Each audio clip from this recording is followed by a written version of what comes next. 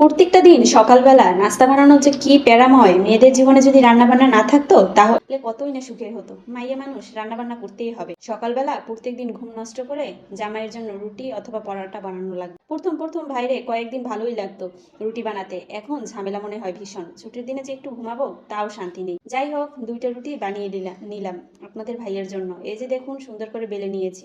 এখন রুটিগুলো সুন্দর করে উল্টিয়ে পাল্টিয়ে ভেজে নেব।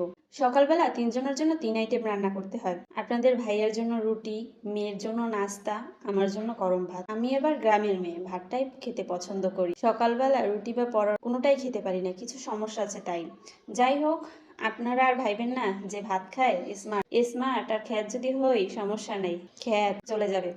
আপনাদের সাথে প্রতিদিনের ভিডিও শেয়ার করি, এই আর কি। বলতে পারেন রুটি ভাজার ভিডিও কি দিতে হয় আপু? এমনি ভিডিও করি, দিব তাই, এছাড়া আর কিছু না। কি ভিডিও দিব? রান্না বান্না নিয়েই করি।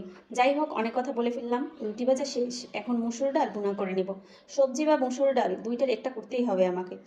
আমার আমার কাছে কেমন যেন ডাল ভুনাটা করতেই সহজ লাগে, তাই এটাই করে নিলাম। একটু পেঁয়াজ, কাঁচামরিচ, দুইটা শুকনো মরিচ কিছুক্ষণ নেড়ে চেড়ে ভেজে ধুয়ে রাখা ডালগুলো দিয়ে দেবো। এখন হলুদ, ধনিয়া গুঁড়া, লবণ দিয়ে কিছুক্ষণ ভেজে নিব। বেশিক্ষণ নেড়ে চেড়ে ভেজে নিয়ে পরে পরিমাণ মতো পানি দিয়ে দেব। এখন ডালটা অন্য চুলায় দিয়ে চুলার জাল বাড়িয়ে দেব।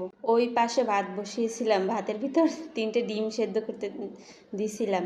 ডিম 3টে উঠিয়ে ছুলে নিব। খুব সুন্দরভাবে উঠে যাচ্ছিল, কিন্তু এক এক করে সব ডিম ছুলানো শেষ। ভাইরে, ভালো ছিলাম, বাসায় কাজ করতাম, রান্না বান্না করতাম, মোটামুটি দিন কেটে যেত, রেস্ট করার টাইম পাইতাম। এখন যে কি রেস্ট করি আমার কপালই ভালো জানে। বাচ্চা সামলিয়ে, সংসার সামলিয়ে, তারপর তো জামাইয়ের নিত্য নতুন আবদার, পেজের কাজ, জীবনটা এখন প্রায় তেনা তেনা হয়ে যাচ্ছে। সামনের কথা কি আর বলবো। আলাদা একটা কড়াইতে ডালটা রান্না শেষ ঢেলে নেব।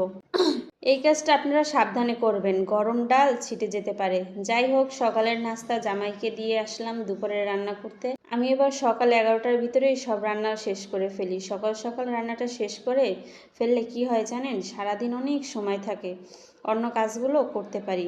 একার সংসার, তাই কাজগুলো সময় নিয়ে গুছিয়ে করতে হয়।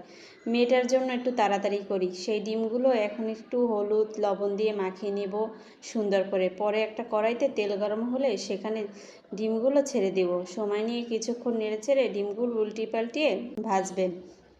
সেই তেলেই আমি আবার বেশিক্ষণে একটু পেঁয়াজ রসুন নিয়ে নিলাম। পেঁয়াজটা কিছুক্ষণ ভেজে নেবেন। আগে যখন একটু লাল হয়ে আসে তখন পানি দিয়ে দেব। এখন এক এক করে হলুদ, মরিচ, ধনিয়ার গুঁড়া দিয়ে কিছুক্ষণ কষাবো। কষানো শেষ যখন দেখব মশলার উপরে তেল ভাসে তখন ডিমগুলো এক এক করে দিয়ে দিব। ডিমগুলো দিয়ে নেড়ে দেব। পরে পানি দিয়ে দেব। যখন পানি কমে আসবে, টেনে যাবে, তখন আবার কিছুক্ষণ নেড়ে দেব। এই যে দেখুন, আমার ডিমের উপরে কিন্তু একদম তেল আসছে। রান্নাটা কিন্তু শেষ। ভাবুন তো কতটা লোভনীয় হয়েছে ডিমটা। খেতে কিন্তু অসাধারণ হয়েছিল। পুরো 1 প্লেট ভাত ডিম দিয়ে শেষ করে ফেলেছি। এতটাই মজার ছিল। ডিমের এই রেসিপিটা এভাবে ভুনা করে আপনারাও খেতে পারেন। সত্যি বলছি, একদম চেটে পেটে কিন্তু ভাত খাবেন। সকালবেলা একটু ঢাল ভুনাটাও ছিল, পেট ভরে ভাত খাইছি রে ভাই। যাই হোক, অনেক কথা বলে ফেললাম। আমার ভিডিওটা দেখার জন্য ধন্যবাদ। লাইক কমেন্ট করবেন। ধন্যবাদ সবাইকে। ভালো থাকবেন, সুস্থ থাকবেন। আল্লাহ হাফেজ।